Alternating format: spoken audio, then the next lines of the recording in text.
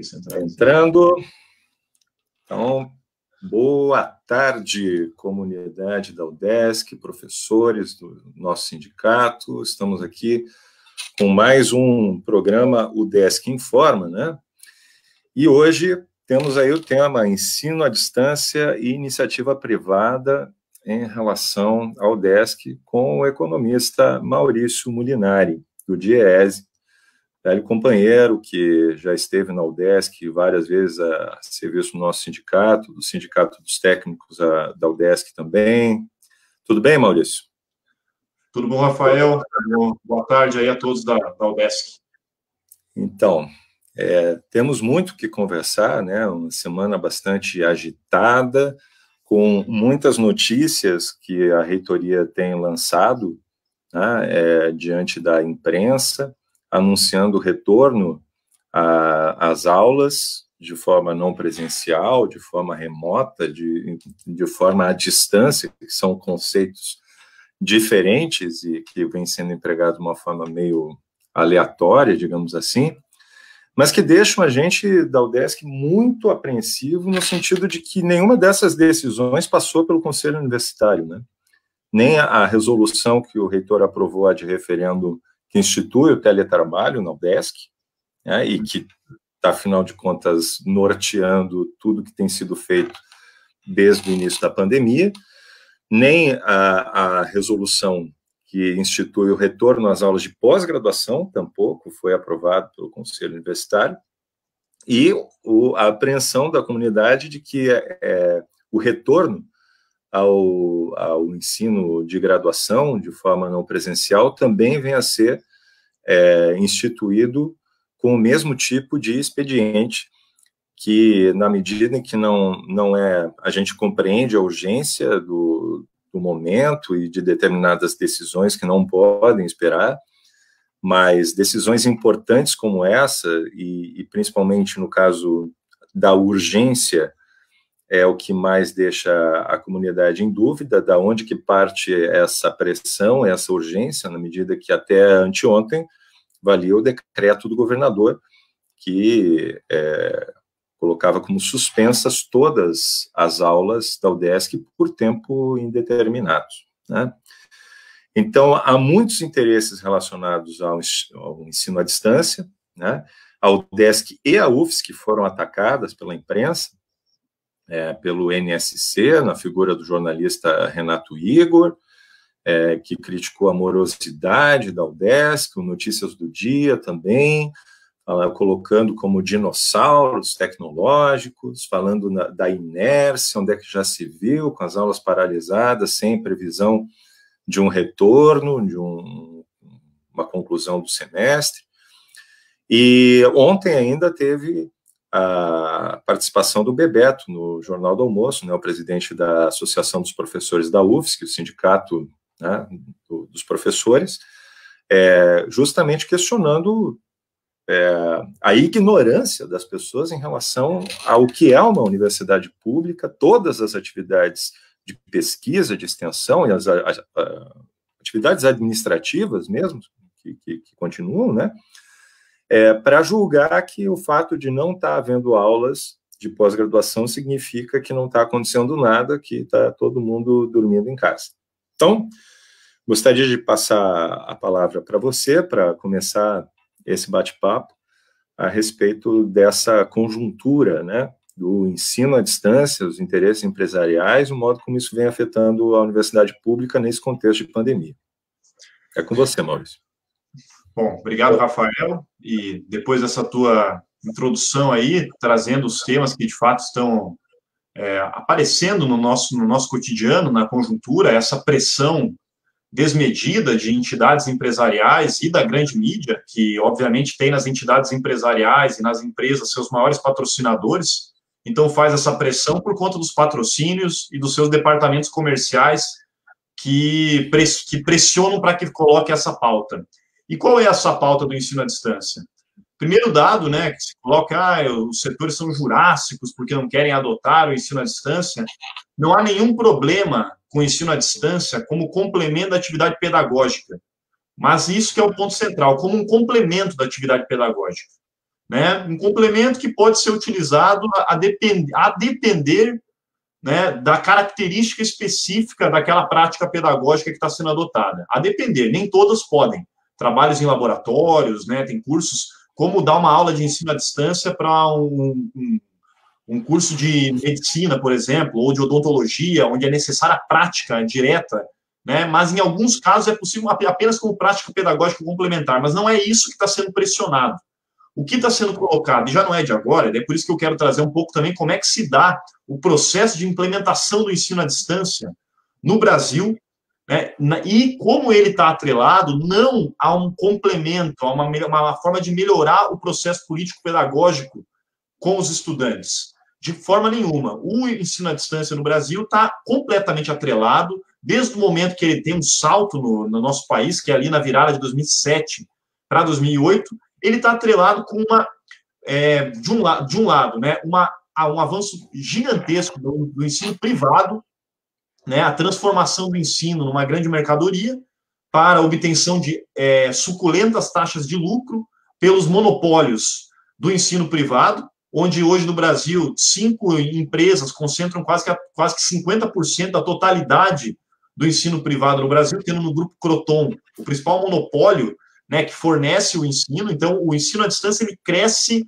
em conjunto com o ensino privado nas instituições de ensino superior. E o dado, claro, que isso deixa muito claro, é que no ensino privado, de 2007 até 2017, que é o último dado que eu tenho aqui, cresceu 9.000% a oferta de matrículas, de vagas no ensino à distância no setor privado, né? Esse é o principal filão. E qual que é o objetivo da entrada do ensino à distância através do ensino privado?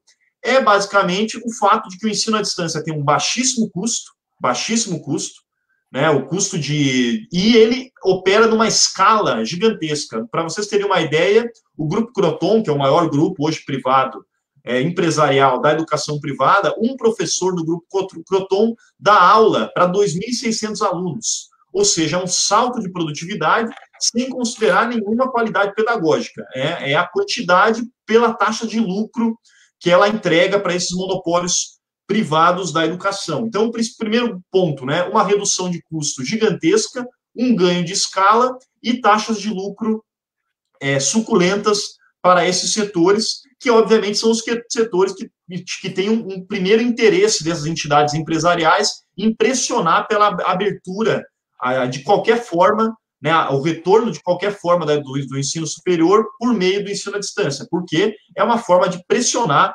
deliberadamente obviamente, para a ampliação desse filão lucrativo e no sentido de privatizar o ensino público, o pouco que ainda sobra de ensino público, já que no caso brasileiro, né, dados também de 2017, se existem 2 milhões de vagas, 2 milhões de estudantes no ensino público, o ensino privado já corresponde a 3,5 milhões das vagas que são ofertadas. Então, já há um processo de inversão dessa cadeia que teve o seu maior incentivador, né, ao contrário do discurso comum, que atribui ao Partido dos Trabalhadores a defesa do serviço público. Pelo contrário, né, o principal governo que instituiu o ensino à distância, amplificou, inclusive, o recurso público direcionado para essas empresas privadas, porque vamos lembrar aqui, deixar muito claro, essas empresas privadas da educação não operam de maneira nenhuma com base naquela ideologia do empreendedor, do risco, daquele que coloca o seu capital numa atividade, se arriscando, e aí tira lucro pela sua capacidade de inovação, de maneira nenhuma. O ensino privado, no Brasil, ele está sustentado na transferência de recursos públicos para o ensino privado, que tem a sua maior expressão no FIES, né, que foi um programa instituído pelos governos petistas e que irrigou de maneira vertiginosa a rede privada de ensino que teve no EAD o seu principal bastião na ampliação dessas taxas de lucro. Então, nesse contexto, primeiro, não há nenhum tipo de inovação, de espírito inovador, empreendedor, mas sim uma transferência de recursos públicos para o setor privado, que agora pressiona pelo que o EAD seja universalizado para todas as atividades, inclusive para as públicas. Então, aí está um primeiro elemento dessa pressão, fundamental e a forma como esse EAD está colocado, né, para aumentar as taxas de lucro, reduzindo custos e transformando, obviamente, né, o que está por trás disso tudo é transformar a educação numa mera mercadoria, que não tem nenhuma função prática, né, nenhuma função prática na formação qualificada de mão de obra orientada para o desenvolvimento do país, né, mão de obra qualificada para tocar o processo de desenvolvimento. Pelo contrário, a gente até vai discutir aqui as taxas de desemprego da mão de obra qualificada, formada nas universidades, sejam públicas ou sejam privadas, apenas 36% dela, antes da crise, estava trabalhando na sua atividade típica de formação, mostrando que toda essa expansão universitária, sem modificar a estrutura econômica do Brasil, a gente pode até discutir isso, não é capaz de empregar essa massa de formados, mestres, doutores que está se formando nas universidades, mostrando essa transformação completa da educação em mercadoria e o EAD como um pilar muito importante, porque amplia enormemente a taxa de lucro e, por fim, precariza de maneira violenta as condições de trabalho dos professores e faz algo fundamental, Rafael.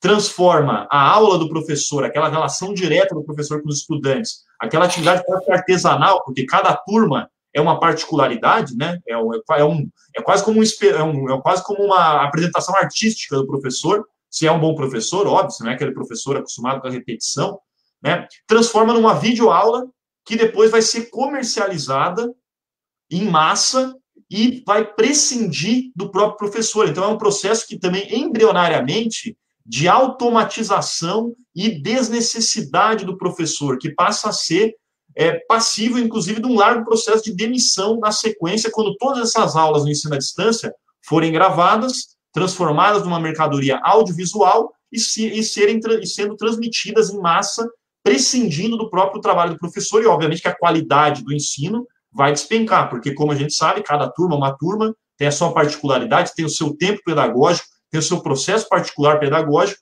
coisa que é aniquilada pelo ensino à distância. Eu ia te perguntar justamente isso, né? Quer dizer, a universidade pública, ela presta um serviço público de formação, né? Gratuito, com uma atenção individualizada, uma atenção de grupo, um trabalho diretamente relacionado com laboratórios, relacionado com os processos de pesquisa, e a impressão que dá é que as empresas privadas que atuam nessa área do ensino à distância veem a universidade pública como uma fonte de concorrência desleal, digamos assim, né? Porque dá uma formação muito melhor e ainda por cima gratuita, né? Exato.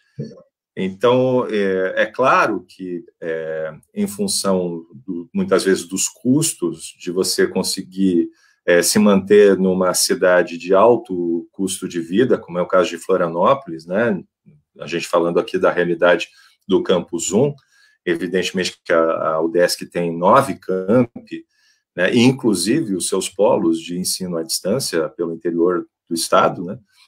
Mas se manter trabalhando na capital, ou, enfim, manter os seus filhos na capital, muitas vezes sai mais caro, né, do que pagar uma mensalidade de um valor bem baixo no âmbito do ensino à distância, né? E aí a pandemia vem para colocar essa questão, né? Será que há 20 anos atrás haveria esse mesmo tipo de cobrança da universidade, quando ainda não havia esses mecanismos de comunicação, porque, afinal de contas, o meu notebook, ele ainda, pelo que eu saiba, não foi patrimonializado pela UDESC, ele ainda é meu, ele não é uma ferramenta da UDESC, né? Da mesma maneira, a minha conexão com a internet. Então, se eu ficar sem conexão com a internet, eu não tenho como fazer o trabalho à distância. E eu vou... no caso, o meu salário, ele está sendo visto como investimento de custeio da universidade, como parte disso?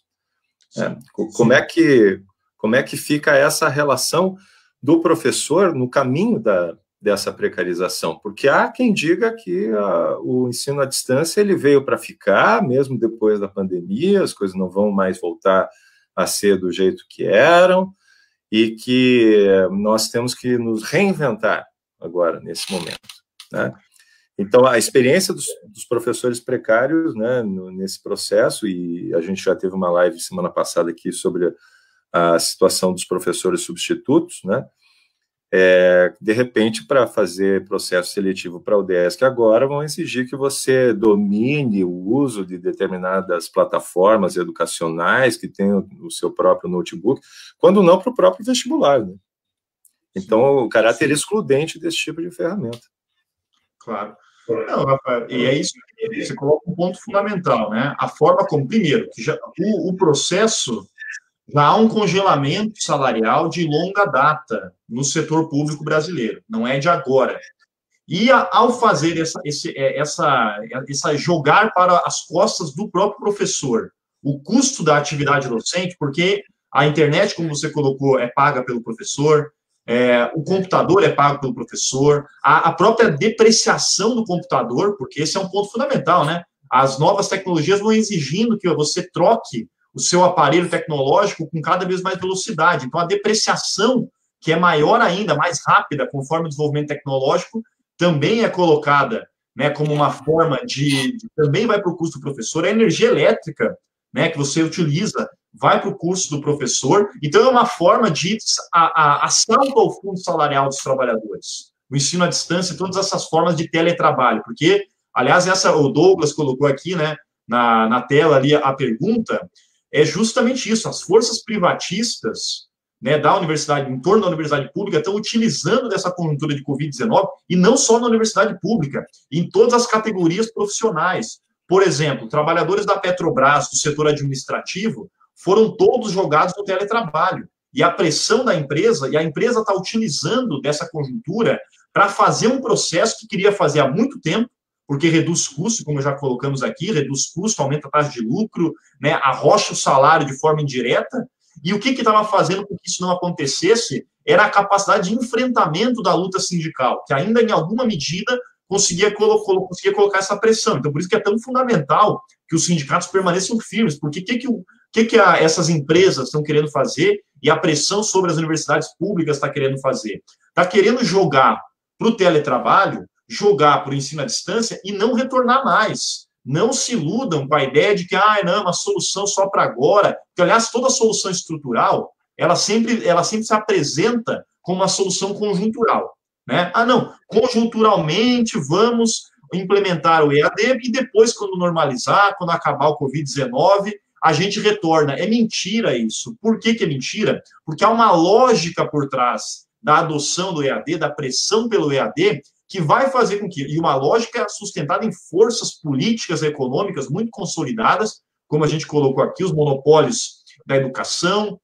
as entidades empresariais que têm como objetivo, como filão, entrar, né, e oferir lucro nessa atividade, a própria mídia comercial, a imprensa que você colocou aqui no início, também tem interesse nisso. Então, essas forças políticas e essa lógica que está por trás vai fazer com que, ao adotarmos essas novas práticas, né, de trabalho, que na verdade são novas relações de trabalho, todas no sentido de precarizar e piorar a remuneração dos profissionais, dos trabalhadores, e no limite, prescindir deles e aumentar vigorosamente a própria população excedente, o que vai pressionar ainda mais por reduções salariais no passo seguinte, porque quanto mais aumenta a população excedente, mais aumenta as taxas de desemprego. Se a gente no Brasil não encontrar o movimento sindical organizado, né, politicamente organizado, a gente não consegue fazer o enfrentamento e isso vai e não volta mais. Então, o objetivo com essa pressão é justamente jogar para essas novas formas de relações de trabalho e não retornar mais às formas antigas, atuando no mesmo sentido que já vem sendo colocado no caso específico brasileiro, desde os anos 90, já desde 64, quando começam a se fazer contra-reformas trabalhistas no Brasil, né, em 66 tem uma grande contra-reforma trabalhista, e desde então, a partir do Plano Real, da década de 90, com a chamada reestruturação produtiva, e mais recentemente com as novas tecnologias, né, que são essas que permitem o teletrabalho, o controle remoto do trabalho, que tem no Uber, aquele modelo Uber, o padrão ideal, né, da forma como se contrata e como se estabelece a relação de trabalho, é uma atuada de retirada de direitos trabalhistas, piora das condições de trabalho e redução salarial que a gente vê não só a partir de agora, a gente já vê, quando a gente compara, Rafael, a remuneração dos profissionais do setor público que entraram recentemente no serviço público com a remuneração de profissionais de 20, 30 anos atrás. Então, já é uma continuidade. Então, não se iludam que, ao ir para o ensino à distância, há depois um retorno para uma normalidade. Por que não? O ensino à distância e as práticas, essas que estão vigorando despudoradamente no ensino privado, vão ser aplicadas e não retornam mais, a não ser que a gente, obviamente, coloque uma transformação muito profunda na sociedade, que também é necessária, né? Como a gente está vendo aí, nesse desespero de milhões de brasileiros que cada vez mais vão para as filas do desemprego, no desespero de ter que receber uma merreca aí de R$600 de auxílio emergencial, enquanto que os banqueiros, que aliás, todas essas empresas privadas do ensino privado têm bancos por trás, estão articuladas, né, completamente imbricadas com o sistema financeiro privado, com os banqueiros, e os banqueiros receberam no Brasil, só no início da crise, agora, no mês de março, né, 1,2 trilhão de reais, que seria totalmente passível de resolver o problema do ensino público, né, manter no isolamento, aliás, porque é fundamental, a gente tem que ter clareza disso, Rafael. Qual é o principal agente de contágio? São dois, né? As fábricas, essas não pararam, é só a gente ver o que está acontecendo no interior do estado, que o oeste catarinense virou o epicentro do sul do Brasil, por quê? Por conta dos frigoríficos, que não pararam em nenhum momento. E qual é o segundo elemento de contágio do coronavírus? São as escolas, universidades, por quê? E, aliás, qualquer professor sabe, um aluno está gripado na sala de aula, entrou num dia gripado, toda a turma está gripado um mês depois. Então, é óbvio que... Poderia incluir um terceiro, que é o transporte público, né? Exato, que é exatamente isso. E o terceiro pilar, que é o transporte público, são essas grandes aglomerações, né? Paralisou a educação, importante, o ensino teve que ser paralisado para controlar o contágio, o transporte público já está sendo liberado, e as fábricas, né, não pararam em nenhum momento, mostrando que a classe trabalhadora, aquela mais diretamente explorada no processo de produção mais duro, né, na produção de mercadorias, alimentos, a indústria metalmecânica, essa não parou. Então, por isso que o contágio explodiu. E pensa o seguinte, essa pressão para a volta das aulas, os estudantes da UDESC, da UFSC, são estudantes que, na sua maioria, né, não sei se na sua maioria, mas grande parte, vem do interior do estado. E por conta dessa condição que você colocou dos aluguéis estratosféricos, né, que nós vivemos nos entornos das universidades, os custos de vida estratosféricos, esses estudantes foram para o interior. Eles estão no epicentro. E retornar às aulas, de qualquer maneira, como se quer fazer, é trazer o contágio para a capital que, bem ou mal, está controlada. Né? Não que a gente não queira, deixe que o interior se exploda, não é isso. Mas é entender essa dinâmica que ninguém está querendo entender nessa pressão despudorada pelo libera geral, que, na verdade, é para atender única e exclusivamente os lucros. Por isso que essa pressão pelo EAD é para atender os lucros das grandes empresas privadas da educação que estão vendo nessa oportunidade, uma oportunidade fabulosa, né?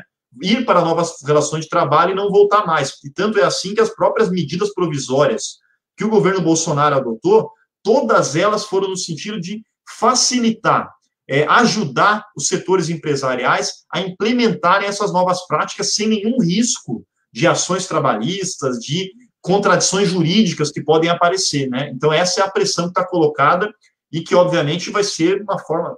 E na crise, né, eles virão para cima, e o governo federal já demonstrou isso, o Paulo Guedes falou que botou uma granada no bolso dos servidores públicos, objetivamente virão para cima dos servidores públicos como forma de garantir que esse 1,2 trilhão para os banqueiros seja pago, obviamente, pelo setor público e pela classe trabalhadora em geral, que já está pagando, né, nos processos de trabalho. Perfeito. Você tocou num ponto aí fundamental, que é a questão da dívida pública, que é um tremendo manancial de levar dinheiro público para bolsos privados, na figura dos banqueiros, né? E existe um outro aspecto, né, também invisível no meio desse tabu, de dizer, mas é a pandemia do Covid, isso gera uma crise na economia, e por isso o orçamento da universidade não pode se realizar, porque financeiramente o Estado ele não está arrecadando mais os impostos e não tem como realizar os repasses na proporção. E é muito estranho, né, porque, como eu tinha comentado contigo, eu vou tentar colocar aqui em tela para quem está nos assistindo nesse momento, mas toda a agitação que foi feita em relação ao DESC, em relação à UFSC, ela se deve principalmente a esse grupo Floripa Sustentável, né? Não sei se vocês estão vendo aqui na tela, a gente conseguiu essa reportagem, né? Floripa Sustentável envia cartas às universidades UFSC e UDESC. Está aqui a carta, até vou tentar ampliar um pouco mais na tela para vocês poderem ver um pouco melhor. A carta ao magnífico reitor, professor Gilmar Bareta. Acho que, apesar de aumentar o tamanho da página, não aumenta o da carta, né? Mas diz lá: cumprimentando respeitosamente, destacamos que as entidades aderentes ao movimento Floripa Sustentável, constituído para debater ideias e fomentar soluções eficazes para o desenvolvimento da cidade, vem pela presente manifestar preocupação frente à nova dinâmica criada pela pandemia mundial decorrente do Covid-19. Especificamente no caso da UDESC, é de nosso conhecimento que ainda não foi possível implementar forma de substituir a aula presencial por solução tecnológica que viabilize a continuidade das atividades no formato online. Isto posto, solicitamos a gentileza de nos informar quais os impedimentos para a implementação dessa modalidade, excepcionalmente em época de pandemia. Este pedido se justifica, pois gostaríamos de analisar se podemos, de alguma forma, apoiar esse processo, contribuindo na busca de soluções que possam sanar esses impedimentos. E, no final, né, enaltece a relevância da UDESC, ou seja, dá a impressão que é filantropia, né, Maurício? Sim, sim. Rafael, isso daí, na verdade, é o Floripa insustentável, né? Porque, quem é o Floripa Sustentável? O Floripa Sustentável é um grupo de entidades empresariais que, desgastado como está, porque os trabalhadores, ninguém mais tolera essas entidades que vivem de parasitar o Estado brasileiro, né? Criaram essa fachada bonitinha, que é supostamente Floripa Sustentável, mas eu vou dizer por que é o Floripa insustentável. É insustentável por quê? Porque essas entidades empresariais pressionam o Estado de Santa Catarina para desonerar todo ano 6 bilhões de reais, que corresponde a 25% do orçamento potencial do Estado, né, que é o total de renúncia fiscal que é feito todo ano pelo Estado de Santa Catarina, especialmente renúncia de ICMS, Imposto sobre Circulação de Mercadorias e Serviços, que vai para quantas empresas? Vai para 14.425, 14 mil e poucas empresas, não lembro o dado exato, 14 mil e poucas empresas em um universo empresarial de Santa Catarina, Rafael, que tem 800 mil empresas no total. Quem são as 14 mil empresas que recebem os 6 bilhões ao ano, que corresponde a 25% do orçamento potencial do Estado, que é isso que retira do orçamento e depois vem com aquela balela para o setor público, para os trabalhadores do setor público, dizendo que não tem recurso porque já atingiu os limites macroprudenciais da lei de responsabilidade fiscal e toda aquela ladainha, né? Por quê? Porque eles renunciam de antemão para basicamente 3 setores em Santa Catarina, que é a agroindústria, exatamente esse que agora contamina, né, cidades inteiras. É impressionante a forma como o setor está fazendo. Setor têxtil, que é outro setor que não parou em nenhum momento, e o setor de importação e exportação, que é os grandes empresários catarinenses que se apropriam desse recurso e que não sou eu que estou falando esses dados foram colocados pelo atual secretário da Fazenda, Paulo Eli, no início do ano passado, quando o governo estadual, que estava iniciando o seu mandato, tinha que cumprir uma lei aprovada em 2018, ainda no governo de Pinho Moreira, que exigia a diminuição do valor entregue em renúncia fiscal. Quais foram as entidades que pressionaram de maneira violenta, inclusive, o governador, que, aliás, se rapidamente também abandonou os princípios legais que tinham que fazer com que ele revisse para baixo as desonerações fiscais. Quais foram as entidades que foram atrás de manter a renúncia fiscal? As entidades que compõem o Floripa Amanhã, o Floripa Insustentável, Fiesc, Federação das Indústrias de Santa Catarina, FEComércio, a CIF, toda Floripa Amanhã, que na verdade é uma entidade que representa o capital imobiliário de Florianópolis, que atua na especulação imobiliária sobre a terra e joga o preço da terra em Florianópolis na estratosfera, onde ninguém mais tem dinheiro para comprar um imóvel e está todo mundo estrangulado pelo pagamento do aluguel. Né? Essas entidades são aquelas que foram para cima do governo para que não houvesse nenhuma revisão dos 6 bilhões de reais ao ano entregue para o Floripa Insustentável. E é por isso que eles vêm agora com essa cara de pau de se colocar em poder, quase como se fosse um poder judiciário, né, exigindo explicações e se colocando ao lado da UDESC para resolver esse problema. O que é isso? É pressão do Floripa Insustentável para privatizar o ensino público, para precarizar as condições dos trabalhadores docentes, para destruir a qualidade do ensino que é ofertado e, no limite, para dar guarida para um processo onde eles mesmos, os seus grandes empresários, que não representam nem a totalidade do empresariado catarinense, porque de 800 mil empresas, como eu falei, apenas 14 mil e poucas recebem, e são essas 14 mil e poucas que dominam essas entidades, que dão a linha política dessas entidades. As pequenas aí estão falindo, é só vocês andarem no comércio de Florianópolis e vão ver o número de salas comerciais com aluga-se. Para esses aí não há nenhuma preocupação. A preocupação é qual? O grande lucro, o big business, né? O big money. Não é o pequeno dinheiro, esse que o pequeno empresário acha que tem a ver consigo mesmo. Não vai resolver. E são essas entidades do Floripa Insustentável, né, que não permitem a revisão para baixo da renúncia fiscal e fazem com que... E agora a situação vai piorar. Por quê? Porque com a crise, que aliás é uma crise anterior ao coronavírus, também a gente não pode dizer que a crise só veio pelo Covid-19.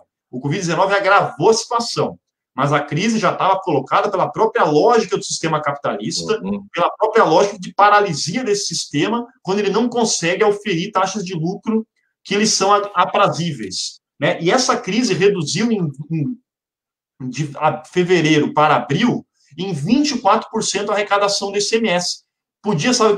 Sabe o que poderia ser feito, Rafael? Revisto a renúncia. O orçamento cresceria.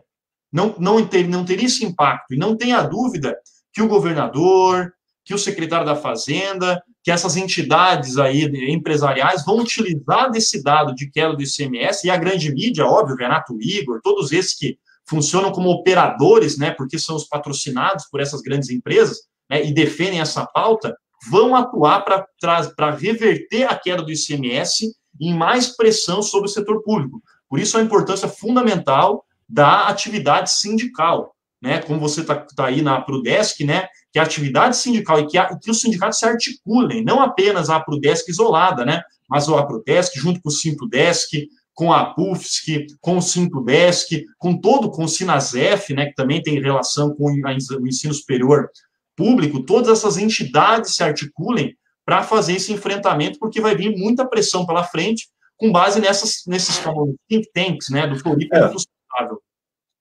Nós já vimos nos articulando no contexto da reforma da Previdência no começo desse ano, né? A gente fez uma grande articulação com o Sintesp, com o Sindalesc, com o Sindmp, com o Sinjusc, né? Essas entidades que representam os poderes, o Sint, pessoal professores da rede pública aqui de Santa Catarina, né? Teve essa pergunta do Douglas, que eu botei aí na tela, né, como é que fica o pagamento da dívida e, no caso, a questão da proporção no contingenciamento de recursos. E uma outra pergunta aqui da Lucélia, não sei se você tem condição de responder, poderia comentar sobre o projeto de lei Futurice, que foi encaminhado ao Congresso Nacional essa semana, né? Que também é uma outra uma outra proposta privatista no âmbito da universidade pública, né, de se fortalecer convênios e tal. Nesse sentido, Maurício, é que eu acho assim que o decreto, esses últimos decretos do governador, até vou tentar colocar aqui na tela, né, para o pessoal poder acompanhar junto com a gente, mas o decreto 562, por exemplo, que era um decreto que suspendeu por tempo indeterminado as aulas da UDESC, né, esse decreto, ele previa, ele até era meio contraditório, assim, porque ele previa que, no artigo 8º, a suspensão das aulas na rede pública e privada de ensino técnico estadual, federal e ensino superior, né? E depois, lá mais adiante, no artigo 21, como eu tinha comentado contigo, ele colocava aqui, ó, ficam suspensas por tempo indeterminado as aulas na Fundação do Estado de Santa Catarina. O decreto que saiu ontem, ele alterou, né? Colocou ali aulas presenciais em cursos superiores poderão ser autorizadas a partir do dia 6 de julho, por meio de ato conjunto do secretário de Saúde e de Educação, e mais adiante aqui ele coloca num parágrafo, ficam autorizados a partir de 8 de junho os estágios obrigatórios e práticas presenciais curriculares nos laboratórios dos cursos superiores. Isso tem a ver com a pressão da iniciativa privada na UDESC já nesse momento? Bom, como é que fica? Tem a ver com isso, né? O próprio governador, a gente não pode esquecer que o governador que está sob 2 pedidos de impeachment na Assembleia Legislativa, e obviamente que quem está pressionando é o sistema político tradicional atrelado com seus financiadores privados de campanha. E não porque o governador tem algum princípio ideológico contrário a isso, né? Ele faz aquilo que ele também acredita. Então, ele já atua no sentido de pressionar pela abertura das atividades, abertura do comércio, volta do transporte coletivo, já decretos, né? Colocando a própria Alesc colocou o transporte coletivo como atividade essencial. O próprio presidente Bolsonaro, né? Que enfim, não tem nenhuma responsabilidade. O Brasil hoje é o epicentro mundial do contágio do Covid. Também vai pressionando, e estão pressionando, é isso que tem que estar claro, eles não estão pressionando apenas por uma questão ideológica, também, questão ideológica também, mas pelo fato de que estão articulados com os interesses do grande empresariado, que não é nem o interesse do pequeno empresário, que é uma ilusão do pequeno empresário, ao achar que se retornar às atividades, ele vai retomar a sua capacidade de negócio, inclusive ele vai pegar um crédito no sistema, na banca privada, e vai conseguir sobreviver. Não vai. Por quê? Porque o problema do Brasil é o fato de que há um processo de concentração e centralização de riqueza gigantesco, onde é do interesse do grande capital, dos grandes empresários, né, esses que estão no Grupo Croton, no Grupo Anhanguera, os grandes grupos empresários da educação, da saúde, de todos os setores, né, do monopólio da produção de mercadorias físicas e de tudo isso, há um grande interesse desses setores em que os pequenos entrem em falência para serem absorvidos, seja o seu mercado, seja a sua atividade em si, pelo grande empresariado. Então, é da lógica do sistema, e o governador, né, o presidente, todos esses setores políticos atuam, né, a Alesc, atuam nesse sentido, orientados pelos interesses de privatização e de entrega, né, e de ampliação das margens de lucro do grande monopólio, e não dos pequenos setores que estão em situação muito dramática. Então, eu acho que esse é o primeiro ponto. Segundo, em relação à dívida pública que foi colocada aqui, eu falei das desonerações, da renúncia fiscal, mas tem outro elemento, né? A dívida pública pode até ter tido algum cancelamento de pagamento de juros, e tem pressão dos governadores para que isso ocorra, dos secretários da Fazenda, porque a União, né, é a principal credora dos estados e municípios. Então, há uma pressão para que sejam revistos os pagamentos dos juros e amortizações dessas dívidas. Porém, não vamos esquecer que essas dívidas, mesmo que não sejam mais pagas daqui para frente, ponto 1, né, a dívida de Santa Catarina começou em 4 bilhões de reais lá em no início dos anos 2000, exatamente no início dos anos 2000, foram pagos 12 bilhões de reais, e essa dívida saltou para 9 bilhões. Então, é uma dívida que cresceu enormemente e, em mais de 2 décadas, sequestrou recursos do setor público catarinense direcionando para a União pagar os credores privados da dívida pública. Então, é um sistema da dívida que, por mais que agora ele possa estar constrangido, ponto 1, ele já drenou sistematicamente, ano após ano, através da lei de responsabilidade fiscal, todo o sistema criado em torno do pagamento religioso da dívida pública, ele drenou bilhões de reais. E ponto 2, assim que a situação se normalizar, e não sei quando vai ser, se vai ser no ano que vem, no outro ano, mas em algum momento ela vai se normalizar aqui, entre aspas, né? Vai haver uma estabilidade dentro de uma situação muito pior. Vai voltar o pagamento dessa dívida pública e as exigências de renegociação da dívida, porque os estados e municípios vão perder capacidade de arcar com a dívida tal como ela estava. Então, obviamente que a União vai fazer propostas de renegociação de dívida. Como nós, isso faz parte do processo. E qual vai ser a garantia exigida para estados e municípios? A ampliação dos processos de privatização, a piora das condições salariais, o contingenciamento de recursos, como foi colocado aqui pelo Douglas, o congelamento, a permanência e perenidade do contingenciamento salarial, a destruição dos planos de cargos e salários e a substituição por trabalhadores terceirizados ou substitutos, né, que, aliás, eu peguei o orçamento da UDESC, que cresceu enormemente, né, o gasto com professores substitutos, enquanto que estagnou o gasto com professores efetivos. Então, a contrapartida desse sistema da dívida e da forma de enfrentamento à crise que a União, os estados e os municípios estão adotando, vai atuar no sentido de amplificar a pressão das entidades empresariais e dos órgãos de Estado pela privatização e pela piora das condições de trabalho e vida de todos esses que vivem em torno da universidade. E uma universidade, Rafael, que vocês sabem, cada vez mais privatizada, porque se já privatizou setores como o setor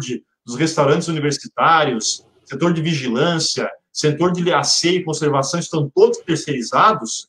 Por quê? Porque na década de 90 foi aprovada uma lei de terceirização que garantiu a terceirização da atividade meio. Precisou de 2 décadas para completar. Não tem mais nenhum servidor de carreira nessas áreas. 2017 aprovou uma lei de terceirização no governo Temer, que fez o quê? Permitiu a terceirização da atividade fim. Então, diante do contingenciamento de recursos, diante das novas exigências dessa crise capitalista, vai se ampliar a terceirização dos próprios professores. E aí que está a jogada do EAD. A jogada do EAD é já permitir essa transição de forma a garantir, inclusive, com possível, né, possibilidades de expansão precarizante do ensino, que é isso que pode acontecer, inclusive, né, expande no EAD, sem nenhuma qualidade, substituindo trabalhadores efetivos por terceirizados e sempre em menor exigência. É essa a lógica, e aliás, com outro ponto, né, com uma contratação de servidores via as organizações sociais de direito privado, né, organizações públicas de direito privado, como é o caso da EBSER, dos hospitais universitários, já no governo do PT, não é nem coisa nova e moderna, né? Nos governos do PT aprovada a EBSER, Empresa Brasileira de Serviços Hospitalares, que começou a contratar servidores por meio dessas práticas, né? E esses servidores já com piores condições, em regimes de trabalho diferenciados, muito piores, ou o caso da educação, não da educação federal, mas da educação estadual de nível médio e básico, onde mais de 50% hoje da força de trabalho do ensino público estadual é no modelo ACT, contrato temporário de trabalho. É esse o modelo que estão querendo empurrar para cima das universidades federais, mantendo ela onde? Daí, por isso a questão do futurice.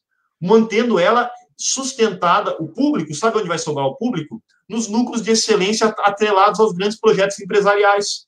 Núcleos de engenharia, daí tem lá o dinheiro público, por quê? Porque a produção científica e tecnológica é apropriada por grandes empresas capitalistas que pegam essa tecnologia e patenteiam, e ganham lucros extraordinários em cima disso.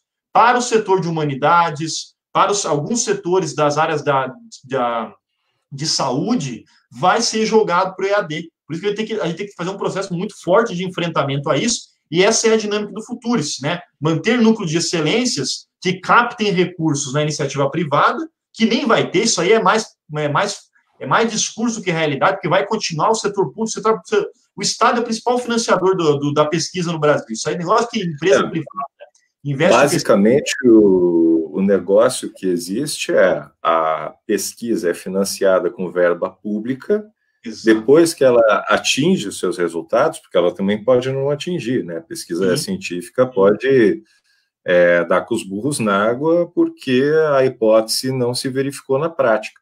Mas se ela é testada e se ela se verifica eficaz, essa tecnologia, aí, quando ela está pronta, quando o Estado já arcou com o prejuízo, digamos assim, da pesquisa, e ela está pronta, ela funciona, daí ela é vendida para a iniciativa privada.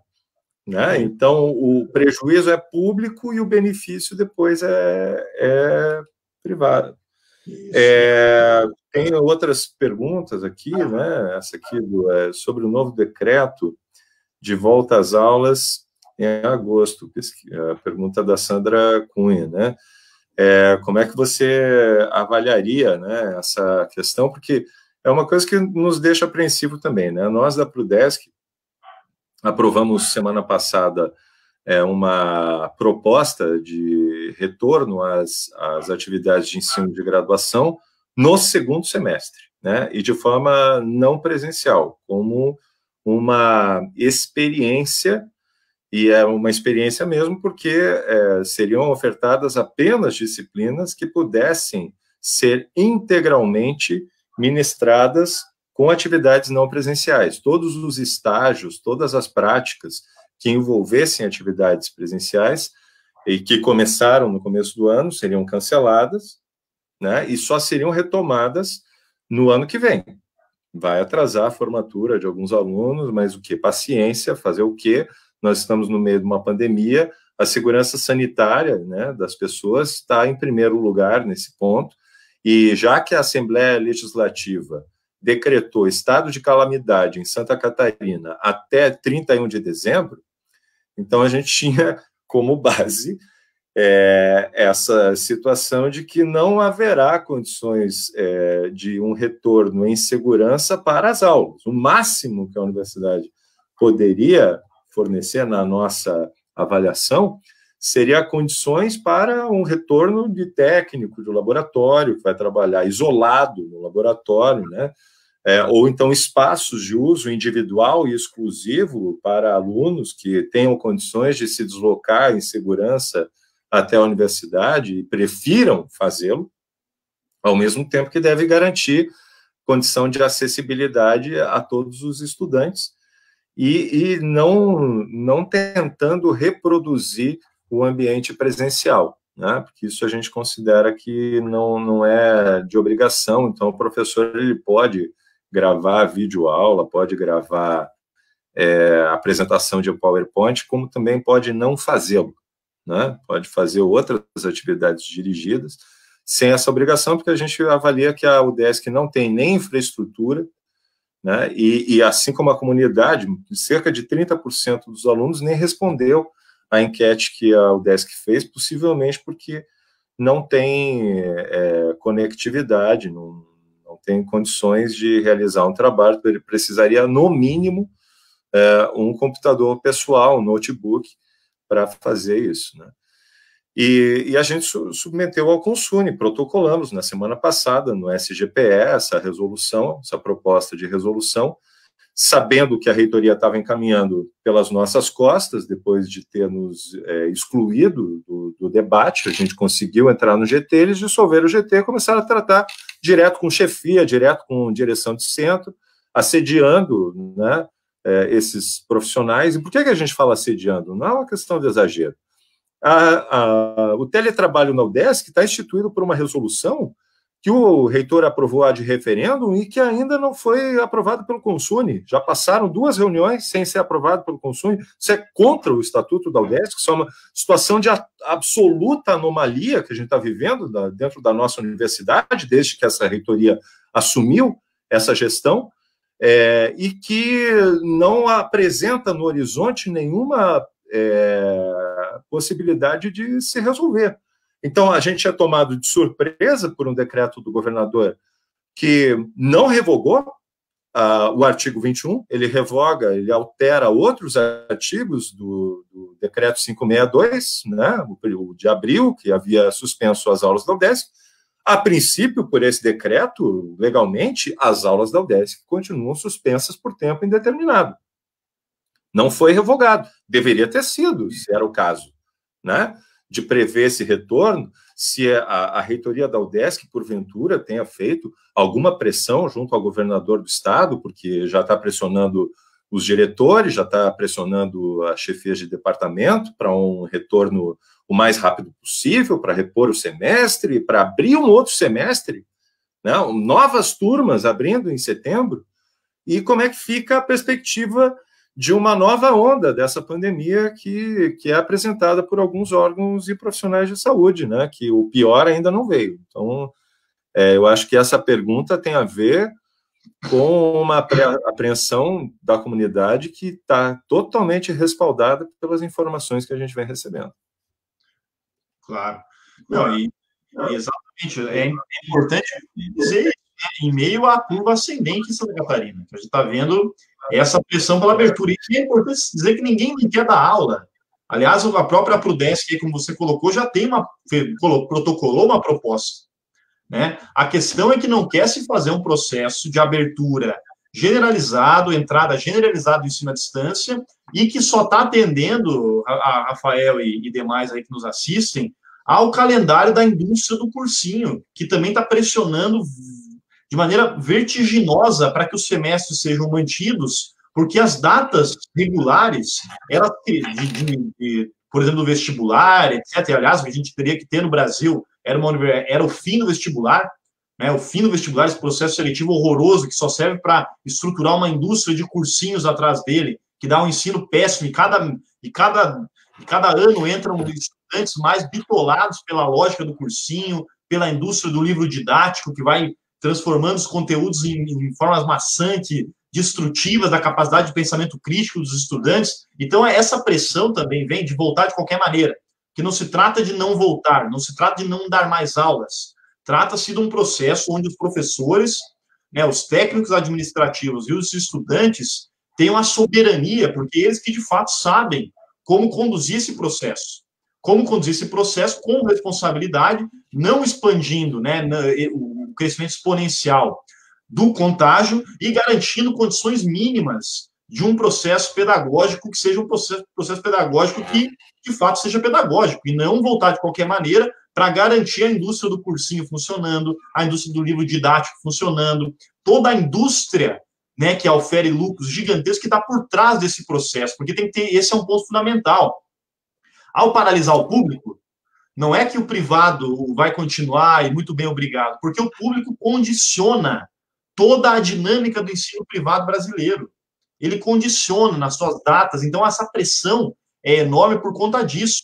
Não duvide que por trás do Floripa Insustentável aí não tenham também entidades privadas de educação da indústria do cursinho, pressionando para a volta de qualquer maneira para que isso ocorra e sem nenhum critério para o contágio. E, aliás, em um caso que Florianópolis ainda de alguma maneira, né, tem algum grau de controle, mesmo que a ocupação dos leitos já tenha chegado aqui em Florianópolis a quase 50%. Né, coisa que no interior, em algumas regiões, já está a mais de 80% a ocupação de leitos. E não vamos esquecer de outro ponto. O número de leitos no interior é completamente insuficiente e a capital ela é o centro que recebe grande parte da demanda por saúde do interior. E, obviamente, que a volta das universidades, por isso que essa data aí é estapafúrdia, né, e o próprio Rafael colocou como o decreto é contraditório entre si, dentro dele mesmo, porque ela pressiona para, de maneira indiscriminada, o contágio se expandir, e a gente tem que ter uma mega responsabilidade, porque, como todo mundo já sabe, as pessoas não morrem apenas do Covid, mas sim da insuficiência de leitos. E a gente não chegou no Brasil, tirando regiões como a Amazônia, por exemplo, que já chegou, e vejam o que aconteceu lá. A gente não chegou em Santa Catarina no teto da ocupação dos leitos. Então, por isso que tem que ter esse controle muito bem planejado de como retornar, qual a forma de retornar às atividades, sem comprometer a prática pedagógica, sem comprometer o princípio do ensino público, né, sem comprometer a saúde da população, que pode ser drasticamente afetada por essas medidas. Então, o sindicato, todas as demais entidades aí que defendem, não é o não queremos trabalhar, a forma canalha e mesquinha com que a mídia trata o tema. Né? Ninguém quer trabalhar, não se trata disso. Se trata de como voltar, como se colocar de maneira a garantir um processo pedagógico, público e responsável com a saúde da população. Bom, obrigado, Maurício. A gente já está chegando aí no final da nossa live, né? Eu tenho aqui algumas questões da professora Carmen Suzana. Duas perguntas. Uma, como tu vês a questão da compra de equipamentos e serviços ligados aos modelos tecnológicos de ensino no atual contexto, né? E qual a pressão do setor imobiliário sobre essa campanha Volta às Aulas? A universidade não pode parar, tão bem vocalizada pela NSC, considerando que a população estudantil na cidade de Florianópolis não conta com moradia estudantil de caráter público. E eu gostaria de fazer aquela última pergunta, né? Sim.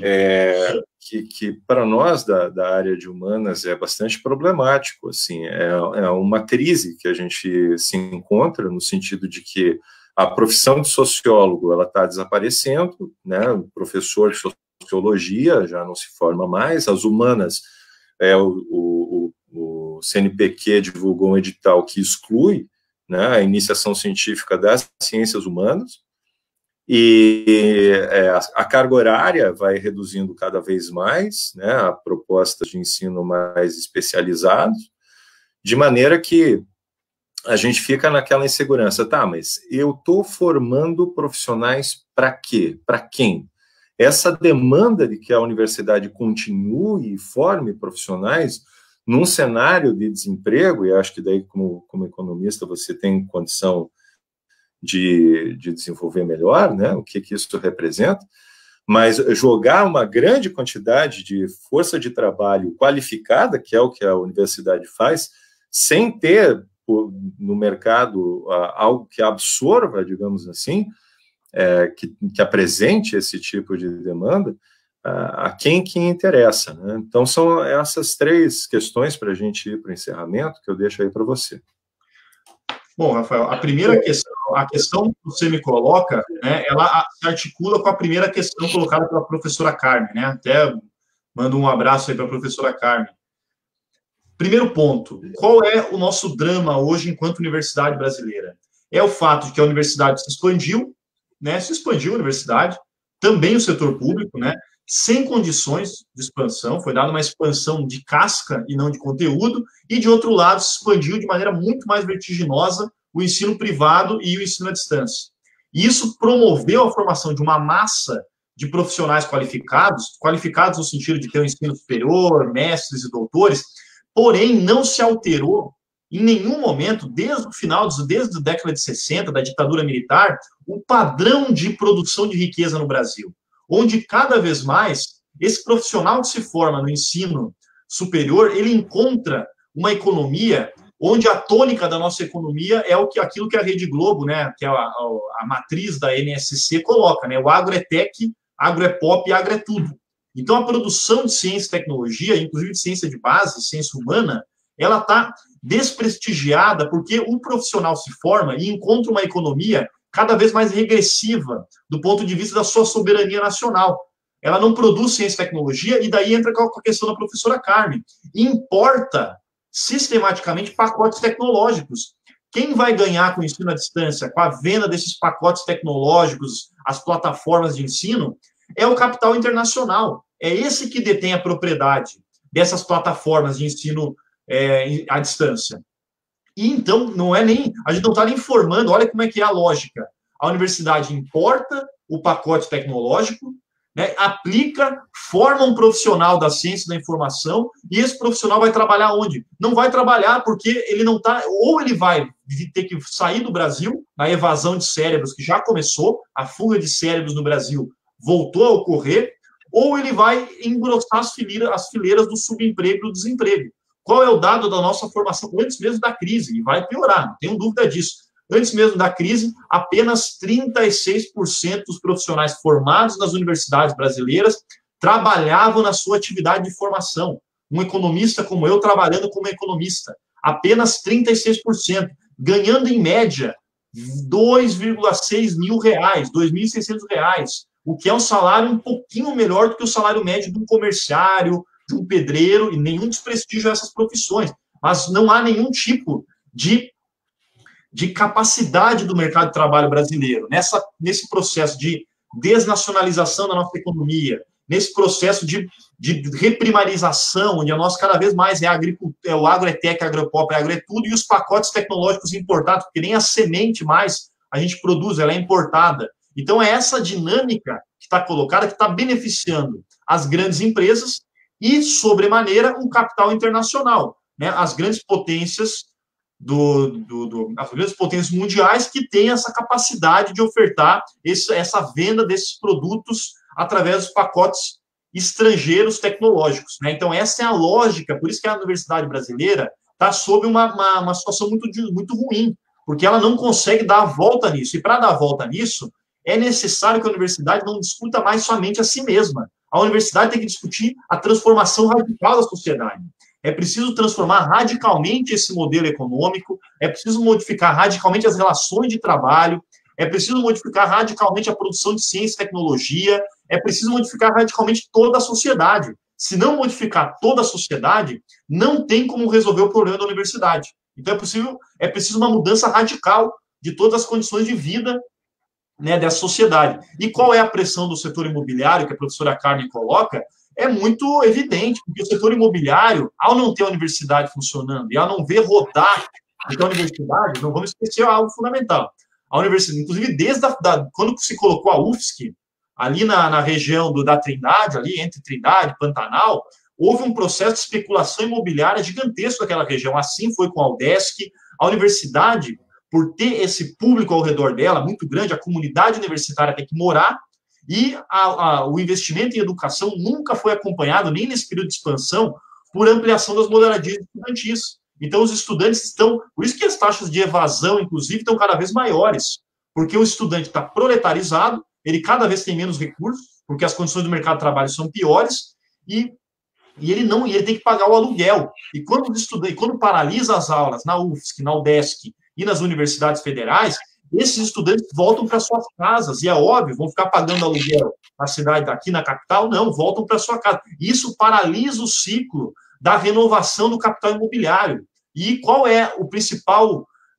por isso que a principal entidade por trás do Floripa Insustentável é justamente o Floripa Amanhã, que é uma entidade que dá guarida para o capital imobiliário em Florianópolis, que quer desesperadamente fazer com que as aulas voltem de qualquer maneira para voltar a rodar os seus empreendimentos imobiliários e a dinâmica da especulação, que é o que move a cidade de Florianópolis no pior sentido, porque os empregos são altamente precários, a rotatividade do mercado de trabalho é gigantesca, e esse modelo empresarial de Florianópolis, capital de especulação imobiliária, comércio, serviços, a indústria do turismo, a Ilha da Magia, toda essa construção ideológica horrorosa que tem por trás da gente, faz com que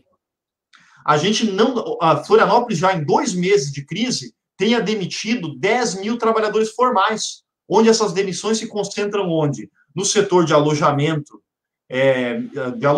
e alimentação, no setor de comércio e no setor de transporte, que é justamente a natureza dessa ilha, né, que nem a ilha, porque ela também tem continente, cada vez mais voltado para esses setores empresariais insustentáveis que assinam e pressionam, né, o poder público através dessas entidades empresariais de fachada para esconder os interesses que estão por trás, que é do grande empresariado altamente interessado em manter a dinâmica dos seus negócios sem nenhuma preocupação com a vida dos trabalhadores, com a vida da população, com a vida dos professores, com a vida dos estudantes e muito menos com as condições de trabalho.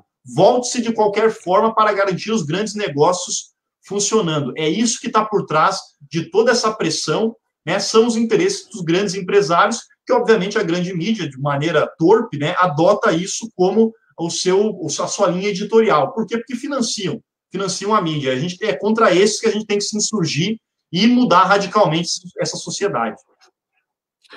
Bom, eu quero agradecer ao Maurício Molinari por essa brilhante exposição aqui para nós, muito contribui para a gente conseguir compreender esse contexto, quais são os interesses que estão articulados em torno desse tipo de pressão que visa, eu acho que não seria até exagero, visa destruir a excelência da universidade, né, e a sua qualidade de ensino.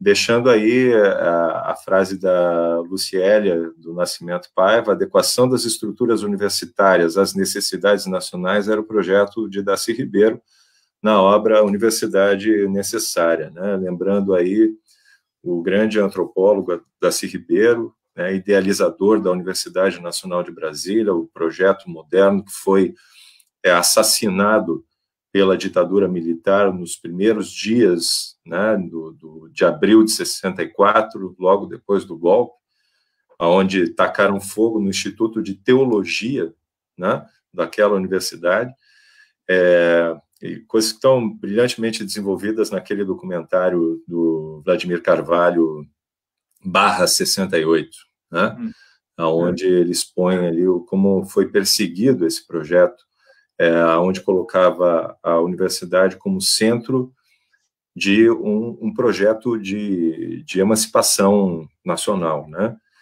E a universidade pública, ela continua tendo esse papel fundamental dentro da sociedade brasileira, né? Mas infelizmente há setores dentro dessa sociedade que vem como uma concorrência desleal por oferecer uma boa qualidade de ensino e ainda por cima gratuito, dando oportunidade para pessoas que de outra maneira não teriam condição de cursar um curso superior. E há muita hipocrisia, a gente vê agora esses grupos justamente fazendo esse tipo de intervenção na mídia local, para questionar o trabalho que a universidade pública faz. Então, eu estudei em universidade pública, acredito que você também, Maurício. Também, formado na UFRJ. Então, eu na Universidade Federal do Paraná, na Universidade Federal do Rio Grande do Sul, fiz o meu doutorado, e se não fosse a universidade pública, eu não teria a condição de desenvolver os meus estudos e nem de me tornar professor universitário. Então, eu agradeço mais uma vez a tua participação aqui com a gente, espero que seja a primeira de muitas, né, nessa trajetória aí que a gente vem lutando junto com o DIEESE, que presta um trabalho fenomenal para os sindicatos terem os índices econômicos, saberem o que está acontecendo, não serem passados para trás, porque é uma briga muito grande que a gente teve, até eu me lembro no meu curso de graduação, uma briga, uma reforma de currículo que a gente foi vencido, mas foi vencido depois de uma árdua batalha por manter a história econômica como uma das disciplinas do curso de história, porque quem não entende de economia não entende as determinações desse tipo de atitude, né? Qual é o jogo, como é que ele é jogado, só fica na superfície, né? E aí fica refém de economistas que muitas vezes são mal intencionados, né? E aí a importância do trabalho do DIEESE para desmistificar esse discurso fácil da crise, né? Do rombo da Previdência, né? Do problema de arrecadação, que o Estado gasta mais do que arrecada mal e gasta mal também com quem não merece, né?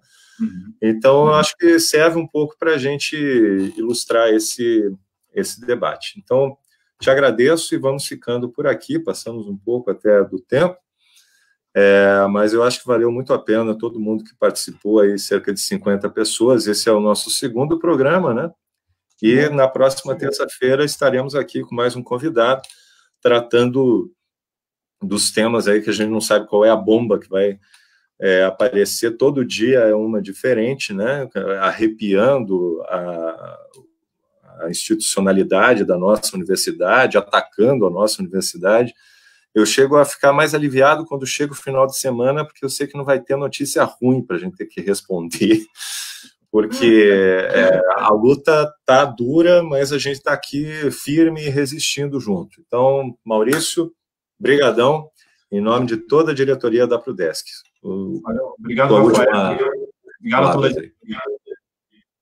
Falou. Até mais, gente. Até a próxima terça-feira.